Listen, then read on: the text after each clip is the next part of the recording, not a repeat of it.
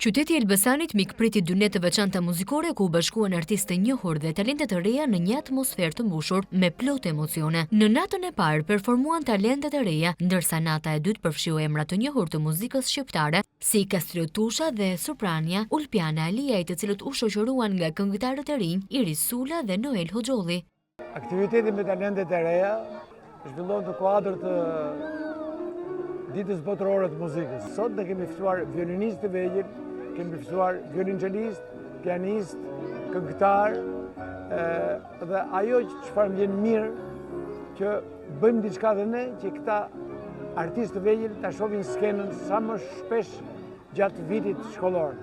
Për artistët e rinj, interpretimi përballë publikut jashtë klasave të liceut ishte një provë e rëndësishme që rriti vetbesimin dhe dëshirën për t'u përmirësuar. Sot luajta një pjesë të Nokturnit Çajkovskit. Është një pjesë e bukur që unë adhuroj dhe luajta me kënaqësinë më të madhe. Jam shumë i kënaqur nga kjo pjesëmarrje e këtij festival aktiviteti. Ndihem kënaq që jam deri këtu, fal profesorit tim, fal familjes time. Shkolla Nufri ka nxjerrë gjatë gjithë viteve talente breza.